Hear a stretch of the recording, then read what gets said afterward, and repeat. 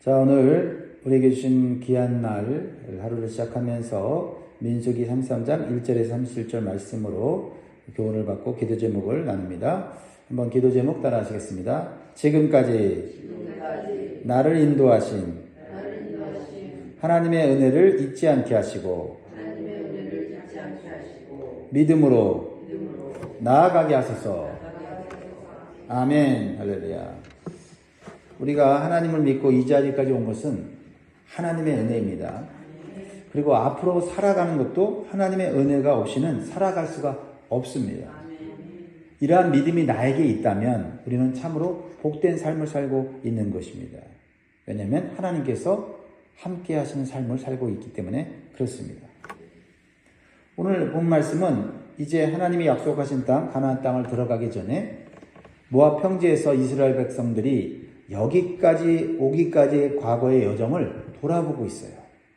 자, 이스라엘 백성들은 어디서부터 출발했습니까? 그들의 인생은 어디서부터 시작되었습니까? 1절, 2절 보면 모세와 아론의 인도로 대오를 갖추어 애굽을 떠난 이스라엘 자손들의 노정은 이러하니라.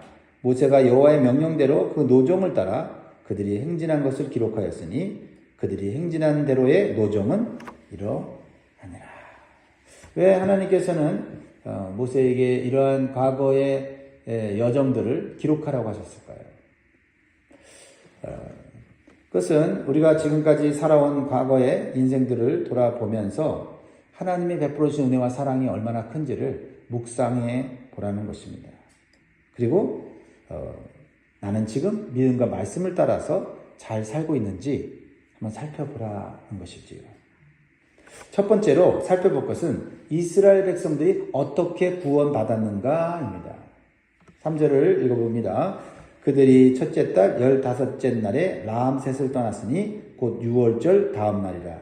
이스라엘 자손이 애굽 모든 사람의 목전에서 큰 권능으로 나왔으니. 이스라엘 백성들은 애굽에 살고 있었습니다. 애굽에서 어떻게 살고 있었어요? 노예로 살고 있었죠.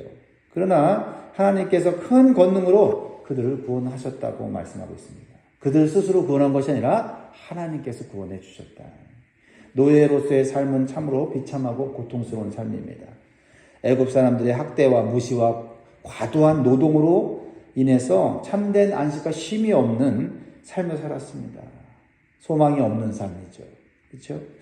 그런데 하나님께서 모세를 통해서 큰 권능과 기적을 보여주시고 애굽왕 바로의 손에서 구원하여 자유인이 되게 하셨고 하나님 백성이 되게 하셨습니다. 그들의 신분과 삶이 완전히 달라진 것입니다.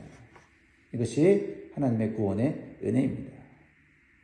인간의 힘으로는 도저히 바꿀 수 없는 신분, 도저히 바꿀 수 없는 상태를 하나님은 권능으로 바꿔주신다라는 겁니다. 3절에 보면 그들은 언제 나왔는지 말하고 있는데 6월절 다음 날 애굽에서 나왔다고 기록하고 있어요. 6월절은 어린 양의 피를 통해 죽음에서 구원받은 날이죠. 이것은 신약에서 우리에게 예수 그리스도의 피로 구원받는 그런 복음을 우리에게 상징하는 것입니다. 오직 죄와 죽음에서 구원받는 것은 십자가의 복음인 것을 우리에게 보여주시는 것입니다. 우리가 예수 그리스도의 보혈의 피로 죄 씻음 받고 구원받은 줄 믿습니다. 우리가 그 복음을 받고 구원받았던 때를 기억해 보라는 거예요. 내 힘으로 구원받았냐?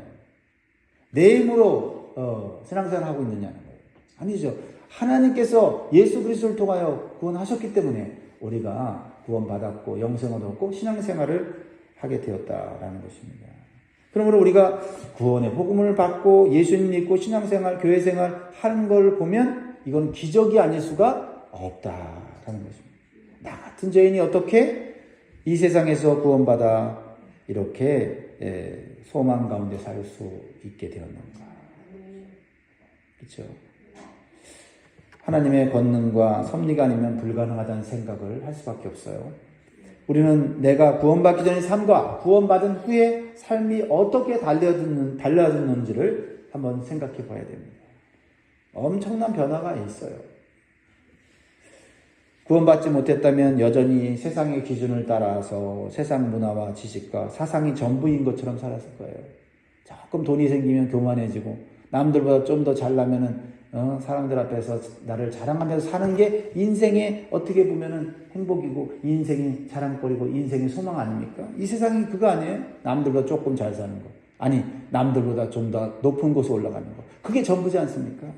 그런데 우리는 그런 것을 초월하여 참된 평안과 안식이 있는 천국, 영원한 삶을 살 수 있다고 하는 이 복음과 소망을 갖게 되었으니 이 땅의 삶을 얼마나 여유롭게, 그렇죠? 살 수 있게 되었는가라는 거죠. 그리고 세상의 영향을 받아서 때로는 우리의 마음도 쪼그라지고 걱정하고 근심을 하지만 근본적으로 우리가 갖고 있는 소망은 이 땅의 소망이 아니다. 천국의 소망, 그렇죠?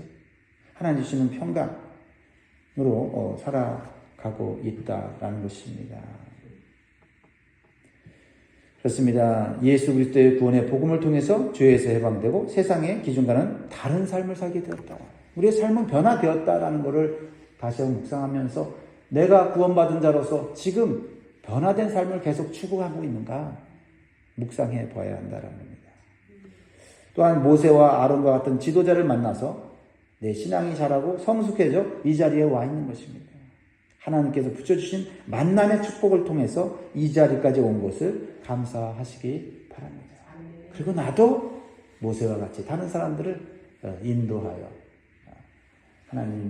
하나님이 주시는 구원과 영생과 천국의 길로 그들을 섬길 수 있기를 주의 이름으로 축복합니다. 두 번째로는 오늘 이 광야 여정을 통해서 우리가 묵상해야 될 것은 이 힘들고 어려운 광야 생활을 어떻게 지나왔는가 생각해 보라는 거죠. 이스라엘 백성들이 하나님의 놀라운 권능으로 애굽에서 구원받아 나왔지만은 그들이 바로 가나안 땅에 들어간 것이 아니라 바로 들어간 것이 아니라 광야를 지나가야만 했다는 거죠. 이 광야는 구원받은 성도라면 누구라도 한 번쯤은 지나가야 하는 인생의 과정입니다. 이 광야는 눈에 보이는 길이 없고 아무것도 없는 거칠고 위험한 곳을 의미해요. 그래서 이 광야는 하나님을 의지하면 부족함이 없고 감사와 축복을 경험하는 곳이 되고 하나님을 의지하지 않으면 환경을 바라보면서 한없이 부족함과 고통과 절망을 경험하는 것이 된다는 겁니다. 광야길에 승리의 관건은 뭐냐면 하나님을 의지하느냐 의지하지 않느냐 달려있다는 것입니다. 그래서 이스라엘 백성들은 광야 생활을 시작하면서 하나님의 구원하심과 하나님의 공급하심에 감사와 기쁨이 넘쳤습니다. 왜요? 매일 만나러 먹여주시고 길이 없는 광야길에 구름기둥과 불기둥으로 인도하셨어요.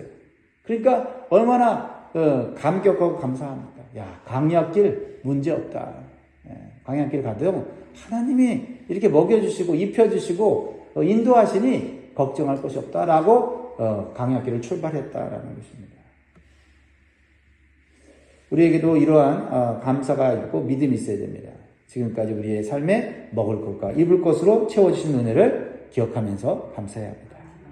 그리고 우리가 그때는 알지 못했지만 우리를 올바른 길로 인도해 주시기 위해서 구름기둥과 불기둥 같은 사인과 표적을 통해서 우리를 이 자리까지 인도하셨다. 이 자리까지 온 게 얼마나 감사한지 몰라요. 지금 이 자리에 우리가 다른 짓 하지 않고 허튼 짓 하지 않고 그쵸? 예배드리고 찬송하고 기도하고 말씀을 받고 아멘으로 힘을 얻으니 하나님의 인도하심이 얼마나 놀랍냐 이 말이에요. 이게 내 힘으로 여기까지 올 수 있었겠어요? 이런 믿음의 자리, 은혜의 자리에 내가 찾아올 수 있었겠어요? 하나님의 인도하심입니다. 제가 제 인생을 돌이켜보면 마포구 공덕동에서 태어나서 말이죠. 거기서 자라고 또 저기 시골 충남 서천군 판교에서 어린 시절을 보내다가 다시 또 서울에 와서 또 어린 시절을 봉천동에서 또 응암동에서 또 거기서 또 인천으로 와서 상곡동에서 또 상곡동에서 또 신림동으로 그리고 또 하나님의 놀라운 인도하심으로 미국 저 서부에서 또 동부로 영광장로교회까지 생각해보면 기가 막히다. 엄청난 많은 인생의 이동들이 있었고 이사가 있었고 움직임이 있었지만 하나님이 나를 여기까지 이렇게 인도하셨구나. 믿음을 잃지 않았고 사명을 감당하고 있고 또 믿음의 사람들과 함께 하나님 나라 가기까지 이렇게 믿음의 길을 걸어가고 있으면 얼마나 감사한가. 하나님이 먹을 것과 입을 것을 주시고 여러 가지 방법으로 공급해 주셨기 때문에 인도해 주셨기 때문에 이 자리까지 왔다라는 것입니다. 그것을 기억하면서 감사하고 또 앞으로 인생을 하나님이 인도해 주실 걸 믿고 나아가라 이 말이죠. 오늘 본문의 민수기 33장을 보면 광야 생활 40년 동안에 지난 장소들을 나열하고 있어요.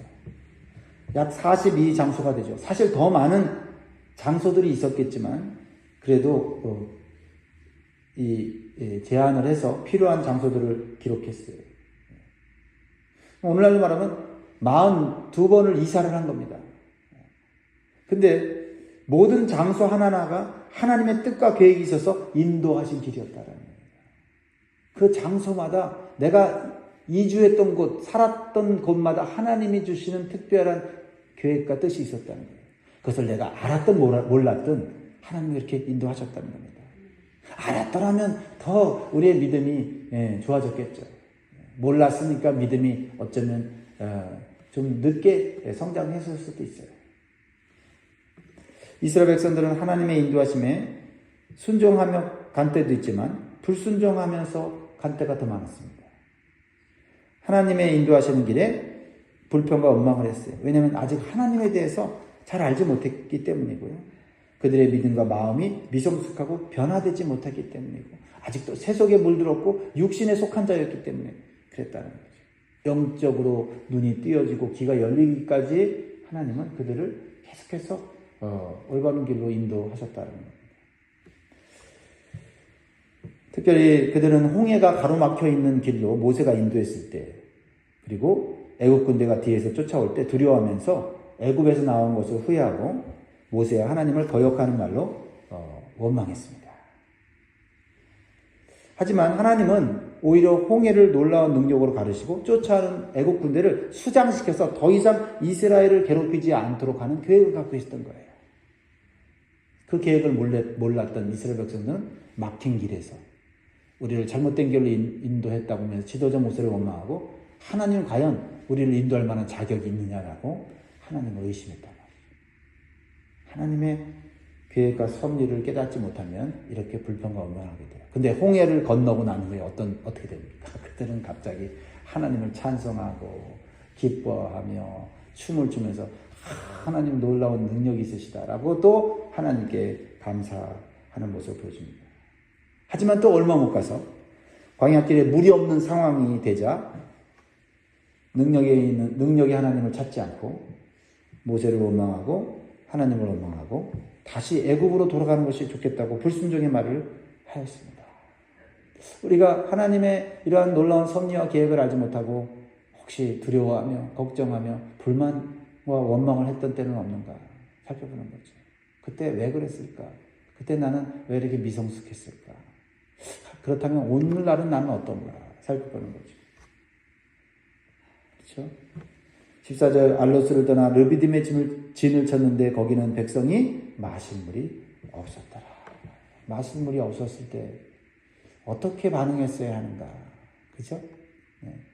홍해를 가른 하나님이라면 물도 주시지 않겠는가 하고 하나님 앞에 기도했더라면 얼마나 좋았을까. 근데 불평하고 원망했어요. 그런데 하나님은 그들을 목말라 죽게 하려고 인도한 게 아니기 때문에 하나님은 반석을 쳐서 물을 내어 그들로 하여금 실컷 물을 먹게 하셨다는 거죠. 그분이 바로 우리를 인도하신 하나님입니다. 우리가 이러한 광야 여정을 통해서 알아야 할 것이 있어요. 하나님께서 인도하신 길은 항상 평탄하고 쉬운 길은 아니었어요. 고난과 어려움과 고통의 길이 있었습니다. 하지만 분명한 사실은 거기에는 하나님의 놀라운 해결책도 있었다라는 것입니다. 그렇다면 그들은 힘들고 고통스러울 때 불평하고 원망할 것이 아니라 해결책을 가지신 하나님께 기도하고 간구하는 선택을 했어야 한다. 이것이 그들이 광야 속에서 배워야 할 올바른 자세였습니다. 오늘날 우리가 문제를 만났을 때, 위기를 만났을 때 우리가 하나님께 나와 기도할 수 있다면 그 그것은 올바른 선택이요, 올바른 믿음의 반응인지 믿습니다. 우리는 지나간 삶의 여정과 위기 속에서 어떻게 반응했는지를 다시 한번 묵상해야 합니다. 조금 어려운 일이 생기면 걱정하고 두려워하고 사람과 환경 탓하면서 하나님을 원망했던 때는 없는가 생각해 보아야 합니다. 아니면 하나님께 모든 것을 맡기고 기도와 간구를 통해서 하나님의 능력을 체험하고 앞으로 나아갔던 때는 언제인가, 얼마나 되는가 생각하면서 올바른 선택을 해야 될 줄 믿습니다. 우리의 신앙생활은 환경에 대한 믿음의 반응이에요. 반응이 신앙입니다. 이 믿음의 반응에 따라서 우리의 신앙의 성숙과 수준이 결정되는 거예요. 많은 지식을 갖는 것 좋지만 지식이 중요한 게 아니라 올바른 반응을 하는 거죠. 올바른 행동을 하는 게 중요합니다. 그래서 그 믿음의 성숙과 수준에 따라서 하나님의 은혜와 능력을 경험하는 것도 달라지는 줄 믿습니다. 이스라엘 백성들은 광야 생활 가운데 많은 실패와 불순종의 죄를 지었어요. 그러나 하나님은 그들을 끝까지 포기하지 않으셨다라는 것입니다. 이게 중요해요. 우리는 넘어지고 쓰러지고 자빠지고 불평하고 원망하고 좌절하고 의심하지만 하나님은 그래도 우리를 포기하지 않았습니다. 그들을 훈련시키셔서 연단시키셔서 마침내 가나안 땅까지 오게 하셨다라는 겁니다. 그래서 하나님은 그들을 가나안 땅에 마침내 들어가도록 하셨다. 왜? 하나님이 약속하셨기 때문에. 난 너희 하나님이 되고 너희는 내 백성이 되라. 그러면 나는 너희를 끝까지 책임지겠다고 말씀하십니다. 그러면 우리는 우리 자신을 믿는 것이 아니라 우리를 인도하시겠다고 책임지겠다고 약속하신 하나님을 믿고 나아가야 될 줄 믿습니다. 하나님은 구원하신 우리를 결코 포기하지 않으시고 훈련과 연단의 과정을 통해서 성숙시키시고 하나님 나라로 인도해 주실 것을 믿으시기 바랍니다. 그 믿음으로 오늘도 살아가야 돼요. 우리가 믿음으로 말씀과 인도하심에 순종하는 삶을 살면 살수록 광야 생활은 점점 줄어들고 불순종의 삶을 살면 광야 생활은 점점 길어지고 힘든 연단의 과정을 겪어야 한다는 것을 기억하시기 바랍니다. 사랑하는 여러분, 하나님은 결코 우리가 고통 속에 있는 것을 원치 않는 분임을 믿으시기 바라요. 하나님과 함께 동행할 수 있는 믿음과 하나님께서 주시는 풍성한 삶을 살기를 원하세요.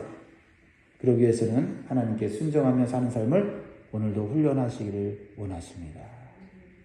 말씀을 맺습니다. 그러므로 우리는 지금까지 인도해 주신 하나님께 감사하면서 지금까지 훈련받고 경험한 것을 우리의 삶에 잘 적용해서 하나님 나라의 백성으로 하나님 나라에 넉넉히 들어가게 살기에 합당한 성도가 되시기를 주의 이름으로 축원드립니다. 아멘. 기도하겠습니다.